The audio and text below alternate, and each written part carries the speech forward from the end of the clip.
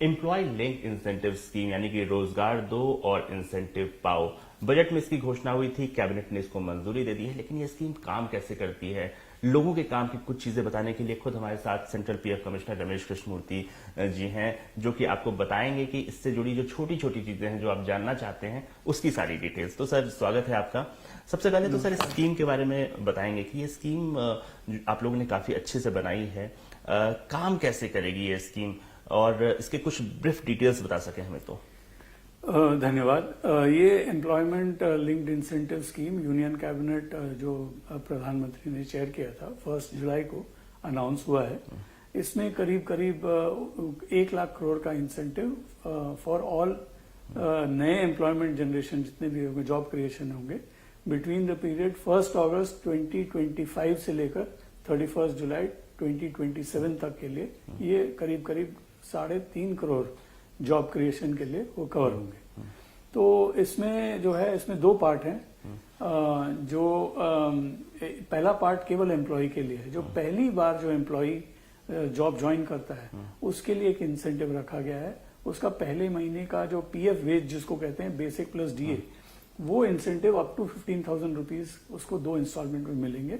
अगर वो 6 महीने का कंटिन्यूसली एम्प्लॉयर उसको जॉब पे रखता है तो पहला इंस्टॉलमेंट मिलेगा 50%, और फिर दूसरा इंस्टॉलमेंट मिलेगा उसको 12 महीने के बाद, विच विल अगेन बी कि अगर वो 12 महीने तक कंटिन्यूसली वो एम्प्लॉयर के साथ जुड़ा रहेगा तो उसको दूसरा इंस्टॉलमेंट मिलेगा। इस दौरान उसको एक फाइनेंशियल लिटरेसी कोर्स करना है। ये बड़ा सिंपल सा प्रावधान है और इसमें केवल एक ही रिक्वायरमेंट है कि उसका जो यूनिवर्सल अकाउंट नंबर जो ईपीएफओ देता है वो उसको फेस ऑथेंटिकेशन टेक्नोलॉजी के थ्रू उमंग ऐप में उसको जनरेट करना होगा और ये एम्प्लॉयर को देगा। एम्प्लॉयर रिटर्न में उसका जो है विवरण दायर करेगा। तो सर इसमें जो एम्प्लॉय वाला पार्ट है उसकी बात करते हैं। जो फर्स्ट टाइम एम्प्लॉयर है उसी पे ये लागू होगा। फर्स्ट टाइम एम्प्लॉय पे लागू होगा, जिसमें कि उसको 1 महीने का जो एवरेज वेज, जैसे 6 महीने उसने काम किए तो उसका जो भी एवरेज पीएफ वेज है, सपोजिंग वो 15,000 रुपए है, तो 15,000 का फर्स्ट इंस्टॉलमेंट 7,500 रुपया उसको 6 महीने बाद मिलेगा। वो उसके आधार सीडेड बैंक अकाउंट जो है उसमें जैसे डायरेक्ट बेनिफिट ट्रांसफर होता है उसी के माध्यम से उसके बैंक अकाउंट में डायरेक्टली क्रेडिट हो जाएगा। इसमें और उस एम्प्लॉय को और कोई अलग रजिस्ट्रेशन या और कुछ करने की जरूरत नहीं है। जी, तो जैसा आपने बताया कि कोई और अलग से आपको रजिस्ट्रेशन करने की जरूरत नहीं है। अगर आपका एम्प्लॉयर इसमें रजिस्टर्ड है तो आप इसके बेनिफिट ले सकते हैं। लेकिन सर ये बताइए कि इसके लिए क्या कुछ एलिजिबिलिटी क्राइटेरिया है, एज की या एजुकेशनल क्वालिफिकेशन रखनी पड़ेगी, या कोई भी जो नया फर्स्ट टाइम एम्प्लॉय है वो इसका बेनिफिट उठा सकता है? स्कीम बड़ा सिंपल है, सरल है एम्प्लॉय के लिए। उसमें कोई एज, जो मिनिमम एज जो है वो तो मिनिमम एज होता है, बट उसके अलावा कोई भी एज का रिस्ट्रिक्शन नहीं है, कोई भी एजुकेशन क्वालिफिकेशन का रिस्ट्रिक्शन नहीं है। इट इज ओपन फॉर सारे सेक्टर, सारे एम्प्लॉयज जो पहली बार ईपीएफओ में आ रहे हैं, जुड़ रहे हैं, उनके लिए अवेलेबल है। जी, अगर हम एम्प्लॉय की बात करें जो रोजगार दे रहा है, उसके लिए एम्प्लॉयर की बात करें अगर हम जो रोजगार दे रहा है तो उसके लिए क्या क्राइटेरिया रखा गया है? क्या आपको उसमें किसी तरह का एनरोलमेंट रखा जाएगा, कोई खास तरह की प्रक्रिया का पालन करना पड़ेगा? क्या उसके लिए है? सो ये part B of the programme है। पार्ट बी में एम्प्लॉयर के लिए इंसेंटिव है क्योंकि वो जॉब क्रिएट कर रहा है। तो इसमें भी सिमिलर प्रावधान है कि वो जो एम्प्लॉयर जो है वो आइदर फर्स्ट टाइमर, पहली बार कोई जॉब में आ रहा है, या रीजॉइनिंग, पहले जॉब छूट भी गया हो लेकिन अभी उसको जॉब दे रहा है। तो अगर ऐसे सिचुएशन में अगर 6 महीने तक सस्टेन्ड एम्प्लॉयमेंट, लगातार एम्प्लॉयमेंट कराता है, अपना ईसीआर फाइल करता है, प्रोविडेंट फंड कंट्रीब्यूट करता है, तो स्लैब रेट के हिसाब से उसको इंसेंटिव मिलेगा। ये मैं थोड़ा सा एक्सप्लेन कर देता हूँ। स्लैब रेट का मतलब ये हुआ कि सपोजिंग नया जो एम्प्लॉय जिसके लिए उसने जॉब क्रिएट किया उसका वेतन जो है 10,000 से नीचे है तो उसको 10% के हिसाब से 9,000 है तो 900 रुपए का इंसेंटिव मिलेगा पर महीने और टिल फॉर 2 years, जब तक कि वो एम्प्लॉयमेंट में रहेंगे 2 साल तक उनको 900 रुपए के हिसाब से पर वर्कर उसका वेतन अगर 9,000 ही है तो उसको मिलता रहेगा 2 साल के लिए, 24 महीने के लिए मिलेगा। अगर कोई है जिसका वेतन अगर 11,000 है या 15,000 है, 10,000 और 20,000 के बीच में है तो उसको 2,000 का इंसेंटिव मिलेगा पर एम्प्लॉय। तो इसका ये मतलब हुआ कि उनको 2,000 24,000 रुपए पर साल उसको उस एम्प्लॉय के लिए उसको इंसेंटिव मिलेगा। एंड ये जो पैसा मिलेगा हर 6 महीने में मिलेगा और 6 महीने का कंटिन्यूअस एम्प्लॉयमेंट उसको दिखाना है फॉर दैट एम्प्लॉय, और ये एम्प्लॉयर के पैन लिंक्ड बैंक अकाउंट के खाते में उसका डायरेक्टली क्रेडिट हो जाएगा। लेकिन मान लीजिए किसी का वेतन 40,000 है, 50,000 है, वैसे केस में कितना आपने रखा हुआ है लिमिट? तो एक जो ओवरऑल जो एलिजिबिलिटी है वो 1 लाख का है, जिसका ग्रॉस वेजेस मतलब समझ लीजिए सब ग्रॉस वेजेस का मतलब है कि आपको कुछ अलाउंस भी मिलते हैं, सब मिला के अगर 1 लाख तक का है आपका ग्रॉस वेजेस तो you are eligible for the incentive. लेकिन वो इंसेंटिव का कैपिंग जो है वो इस स्लैब रेट के हिसाब से ही होगा, और 20,000 से ऊपर जितने भी लोग कमा रहे हैं तो उनको 3,000 रुपए पर महीने का इंसेंटिव मिलेगा, इंसेंटिव दिया जाएगा। तो सर अगर जो फर्स्ट टाइम जो जॉब सीख कर रहा है उसको कैसे पता चलेगा कि मैं जहां जॉब के लिए जा रहा हूं, जहां मैंने एप्लीकेशन दिया है वहां मैं एलिजिबल हूंगा इस स्कीम के लिए, इससे मुझे इंसेंटिव मिल सकेगा? तो एम्प्लॉय को तो 100% जो पहली बार जो ईपीएफओ के फोल्ड में आया है, पहली बार अपना यूएएन जनरेट कर रहा है, उसको तो निश्चित है मिलेगा। बस एक ही रिक्वायरमेंट जो मैंने बताया आपको कि वो जो एम्प्लॉयर है वो उसका पीएफ काट रहा हो और पीएफ जमा कर रहा हो, यही उसका एक रिक्वायरमेंट है।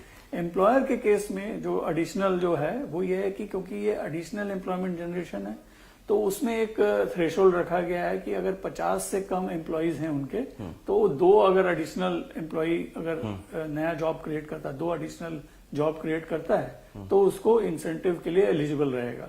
अगर 50 से ज्यादा एम्प्लॉयज हैं उनके जो एस्टेब्लिशमेंट में तो उनको 5 से ज्यादा एम्प्लॉयमेंट जनरेट करना होगा। जी सर, ड्यूरेशन की बात बताएं, जैसे आप शुरू करने जा रहे हैं अगस्त से, इस साल के अगस्त तक ये स्कीम शुरू करने जा रहे हैं और 2 साल के लिए ये स्कीम चलेगी। लेकिन मान लीजिए कोई दूसरे साल के आखिरी महीनों में अगर जो लोग रोजगार पा रहे हैं स्कीम के तहत आ रहे हैं, क्या उनको बेनिफिट मिलता रहेगा पूरे दौरान? हाँ, तो ये जो स्कीम है इसका ड्यूरेशन जो है 31 जुलाई 2027 तक का है। इसका ये मतलब हुआ कि उसके पहले जो भी पहली बार एम्प्लॉयमेंट में आया उसको 2 इंस्टॉलमेंट मिलेंगे, लेकिन वही 6 महीने और 12 महीने बाद। सिमिलरली एम्प्लॉयर को 2 साल तक मिलेगा और वो भी जैसे कोई अगर 1 जुलाई से एम्प्लॉयर ने शुरू किया उसका तो फिर देन वो 2027 से लेकर 2029 तक उसको इंसेंटिव मिलता रहेगा। इसमें एक और इसमें एडिशनल इंसेंटिव है फॉर मैन्युफैक्चरिंग सेक्टर। ये वैसे तो सारे सेक्टर्स के लिए एप्लीकेबल है, लेकिन मैन्युफैक्चरिंग सेक्टर में उसको 4 साल तक ये इंसेंटिव मिलेगा। बहुत अच्छा क्लैरिफिकेशन आपने दिया कि कोई जरूरी नहीं है कि मतलब जब तक स्कीम चल रही है तभी तक उसका फायदा है, जो उस स्कीम उस पीरियड के अंदर जो भी एनरोल होगा उसको इसका फायदा आप दे रहे हैं। सर कुल मिला के कितना आपका असेसमेंट है, कितना रोजगार फॉर्मल सेक्टर में आप क्रिएट कर सकेंगे, और क्या एक लक्ष्य इसका ये भी है कि बहुत सारे जो इनफॉर्मल जॉब्स हैं वो धीरे धीरे फॉर्मल सेक्टर में आए? डेफिनेटली ये हमारा जो यूनियन कैबिनेट ने जब सैंक्शन किया था, एस्टीमेट हमारा ये है कि 3.5 करोड़ न्यू जॉब्स क्रिएट होंगे।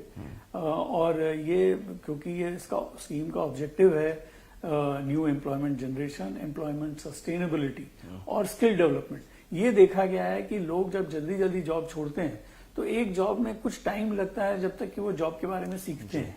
तो अगर जल्दी छोड़ जाते हैं तो फिर उनको कोई स्किलिंग होता नहीं है। और जब ये देखा गया है कि जब उनका स्किलिंग हो जाता है तब अगर जॉब छोड़ के दूसरे जॉब जाते हैं तो उनका वेतन का स्तर भी बढ़ जाता है। तो इससे क्या है कि जब हमने कहा कि 6 महीने तक सस्टेन होगा, 12 महीने तक सस्टेन होगा, तो क्या होगा कि एम्प्लॉय भी अपना सीखेगा, जॉब में सीखेगा, और इससे क्या होगा जब भी वो जॉब बदलाव फ्यूचर में करता है तो उसको ज्यादा इंक्रीज जो है उसको ज्यादा मिलने की संभावना ज्यादा है। सर एक जो जैसे आपने स्किल डेवलपमेंट की बात की, एक जो क्रिटिसिज्म किया जा रहा है वो ये कि आपने नंबर्स तो आपने बढ़ा देंगे, आप नंबर्स शो कर देंगे कि हमने इतने जॉब्स फॉर्मल सेक्टर में ले आए, लेकिन क्वालिटी जॉब्स पे फोकस रहे, इसके लिए कुछ किया जा रहा है? क्योंकि कहा जा रहा है कि नंबर्स तो बढ़ गए लेकिन क्वालिटी जॉब्स हम कैसे इंश्योर करेंगे इसको? इसमें मैं पिछले सवाल का एक चीज मैं अभी बोलना चाहूंगा। आपने कहा कि इनफॉर्मल सेक्टर फॉर्मलाइज कैसे होंगे, तो ये जो है हम एक्सपेक्ट ये कर रहे हैं कि एमएसएमई के जितने भी सेक्टर में लोग हैं जो थ्रेशोल्ड में 20, क्योंकि ईपीएफ जो है एक्ट है वो मैंडेटरी तब होता है जब आपके 20 एम्प्लॉय से ज्यादा हो, लेकिन हो सकता है वॉलंटरी कवरेज ऑलरेडी करा रहे हो लोग, कुछ छोटे उद्योग भी, लेकिन इससे वो पुश मिलेगा कि वो अब क्योंकि उनको इंसेंटिव मिलेगा, लेबर इंसेंटिव सेक्टर्स में पर्टिकुलरली टेक्सटाइल हो, टूरिज्म हो, होटल इंडस्ट्री हो, इस टाइप के जो सेक्टर्स हैं, लेदर है, इस टाइप के सेक्टर में लेबर काफी यूज होते हैं। तो ऐसे सेक्टर में इवन लघु और इनफॉर्मल सेक्टर, लघु उद्योग जो हैं, ये जुड़ेंगे, ये हमारा एक्सपेक्टेशन है। दूसरी बात यह है कि आपने कहा कि इसका क्वालिटी ऑफ जॉब्स कैसे इंप्रूव होगा। तो ये जैसे हमने कहा कि जो स्लैब रेट है, जब हमने कहा कि आपको 20,000 से ज्यादा अगर पीएफ वेज है तो आपको 3,000 रुपए का इंसेंटिव मिल रहा है, तो ऑटोमेटिकली जिसको अगर सपोजिंग कम मिल रहा है वो एम्प्लॉयर भी चाहेगा कि वो अधिक वेतन दे, जिससे कि उसका सब्सिडाइज हो जाए। जो कॉस्ट ऑफ स्किलिंग हो गया, ट्रेनिंग प्रोग्राम कराना हो गया, ये सब के लिए उसको सुविधा मिल जाएगा उसको कराने के लिए। और जो एम्प्लॉय है वो भी कोशिश करेगा कि 6 महीने से पहले वो छोड़े नहीं।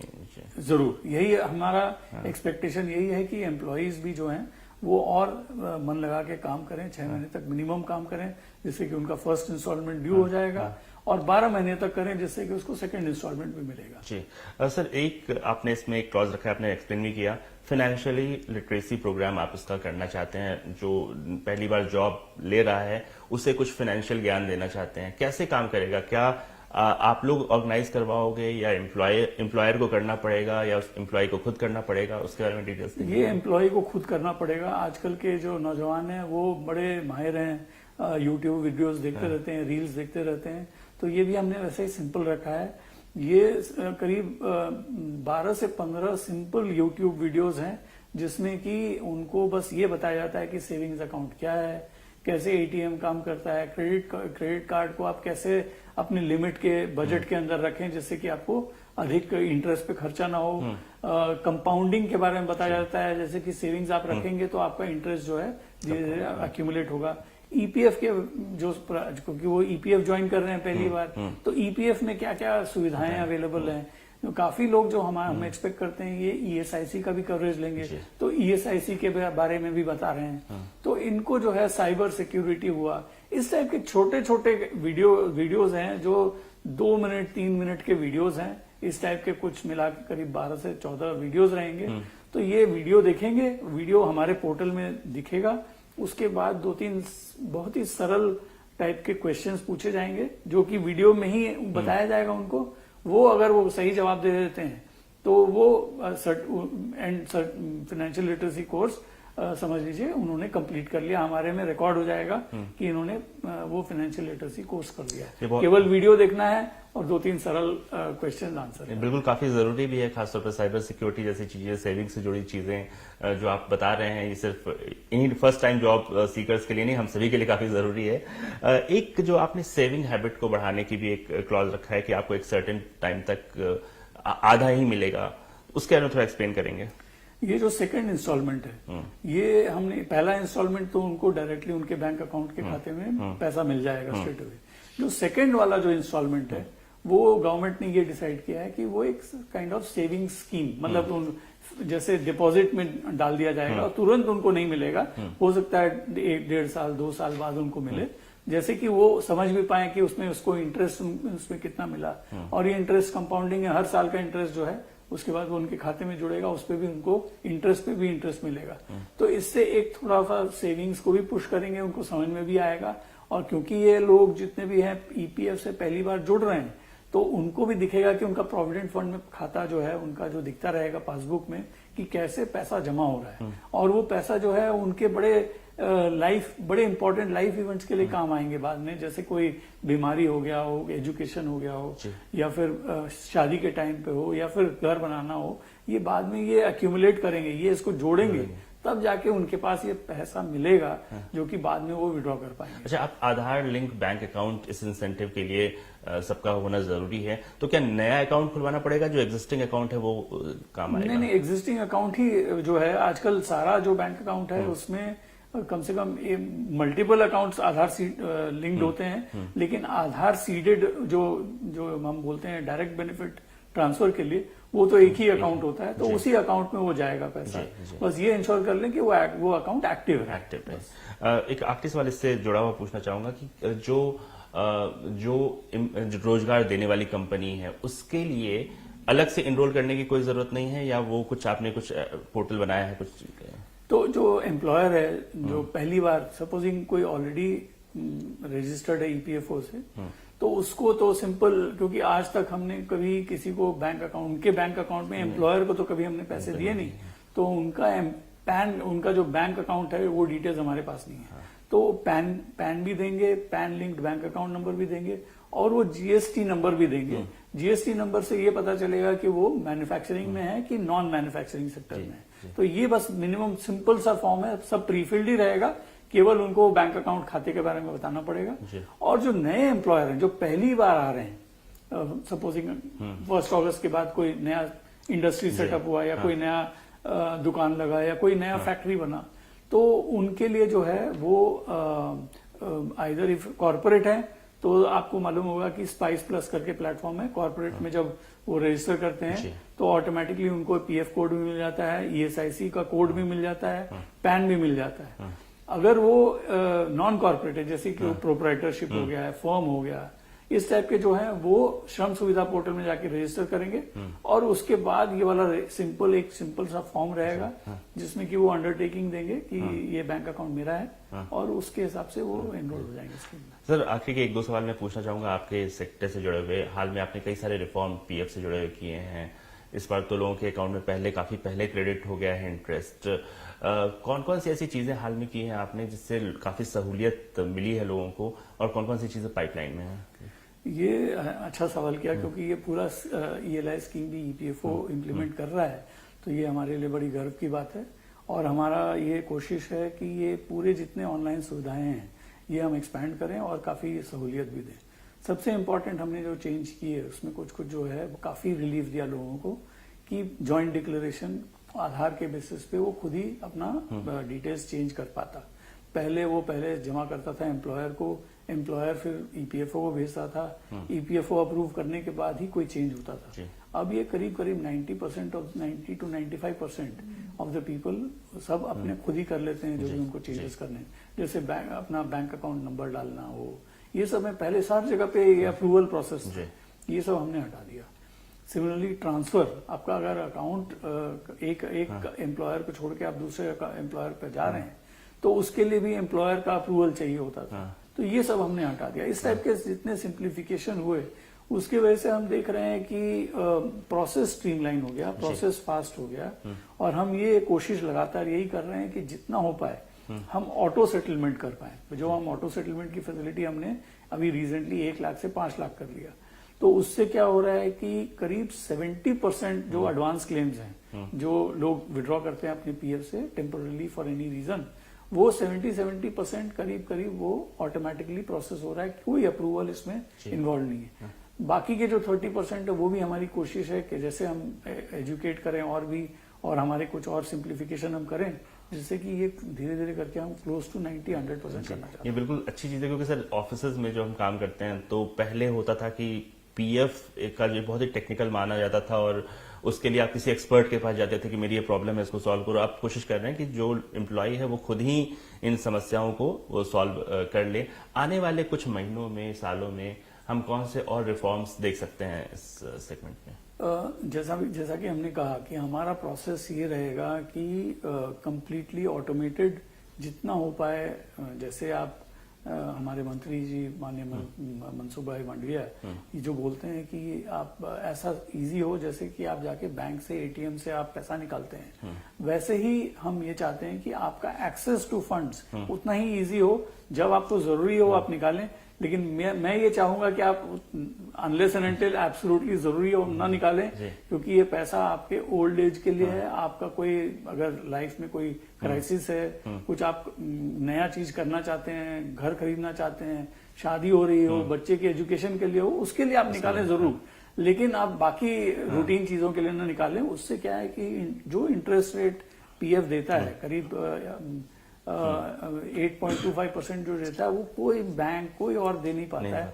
ये अकाउंट जैसे आपने कहा, ये जो है ईपीएफ में एक बड़ा इंपॉर्टेंट चीज है कि ये पैसे आपके खाते में आ जाता है। बाकी सारे स्कीम्स में जो है, चाहे लोग अगर सोचते हो कि हमको शेयर मार्केट में पैसा भी मिल जाता है, ये सब जिसको बोलते हैं नोशनल है, कि वो लगता है कि रहेगा क्योंकि आपको लग रहा है कि शेयर प्राइस बढ़ रहा है, लेकिन वो रिस्क है। कल के दिन में वो शेयर प्राइस घट जाए तो आपको वो पैसा नहीं मिलेगा। लेकिन ईपीएफ में क्या है, वो आप जो पैसा रख रहे हैं that you are earning interest, और वो इंटरेस्ट आपके खाते में मिल रहा है। इस साल हमने सारे करीब मंत्री जी अभी अनाउंस किए थे कि करीब 96.5 परसेंट क्रेडिट हो गया है, आज के दिन पे क्लोज टू 99% हो गया। इस वीक में हम उसको क्रेडिट पूरा खत्म करना चाहते हैं। ये पहली बार हुआ कि आपका क्रेडिट जो है जून महीने में ही आपको पैसा मिल गया। ये पैसा जो है आपके खाते में जुड़ जाता है और उस पर और इंटरेस्ट मिलता है। तो मैं तो ये सोचता हूँ कि ये इसी लाइन पे ईपीएफ के जितने भी रिफॉर्म आगे जाएंगे वो स्पीड, ट्रांसपेरेंसी, कुछ बता सकेंगे अगले कुछ महीनों में हम क्या और उम्मीद कर सकें? ये सिंप्लीफिकेशन का प्रोसेस और ज्यादा तेज करेंगे हम लोग। अभी हम लोग अपना कंप्यूटर सिस्टम्स को रिवैम्प कर रहे हैं, तो उसमें जितने भी आपके जो दिक्कतें आती हैं लोगों को रिजेक्ट हो जाता है। तो रिजेक्ट इसलिए भी होता है क्योंकि जो है आप कई बार पहले ही क्लेम कर चुके होते हैं या आपका बैलेंस कम रहता है। तो ये सब हम आपको पहले ही बता देंगे, आपका बैलेंस कितना है, आपने कितनी बार क्लेम कर लिया है, आपका सर्विस पीरियड कितना है, जिससे कि आपको पहले ही मालूम हो कि आप एलिजिबल नहीं हो, आप या फिर आपके एलिजिबिलिटी के हिसाब से आप विड्रॉल करेंगे। तो ये सब अभी हम कुछ ही महीनों में ये सब तो वो एक एम्प्लॉय को पहले ही पता चल जाएगा, मतलब आप पोर्टल पे जाके या फिर करेक्ट पोर्टल में जब क्लेम फाइल करने जाएगा तो आपको उसी में आपको दिख जाएगा कि ये क्लेम आप एलिजिबल हैं, नहीं एलिजिबल हैं, जो कि आज के दिन पे वो फाइल कर देता है। उसके 2-3 दिन बाद पता चलता है कि भाई ये रिजेक्ट हो गया क्योंकि आपके पास इतने पैसे नहीं थे, या फिर ये रिजेक्ट हो गया क्योंकि आपके इतने सर्विस नहीं साल नहीं हुए। तो ये सब जो है ये पहले ही आपको पता चल जाएगा, जिससे कि आपको गाइडेंस मिल जाएगा कि आप कैसे क्लेम भर सकते हैं, क्या क्लेम भर सकते हैं। जी, तो चीजों को आसान करने की कोशिश है। जैसा कि सर ने बताया कि चीजों को जो फाइलिंग की प्रक्रिया है उसको आसान करने की कोशिश है, और साथ ही एक जो बहुत ही माइलस्टोन जो स्कीम लॉन्च होने वाली है एम्प्लॉय लिंक इंसेंटिव स्कीम, उसके बारे में भी रमेश कृष्ण मूर्ति जी ने हमें बहुत ही आसान शब्दों में बहुत ही काम की बातें बताई। सर बहुत बहुत शुक्रिया हमसे बात करने के लिए और इन सारी स्कीम के बारे में बताने के लिए।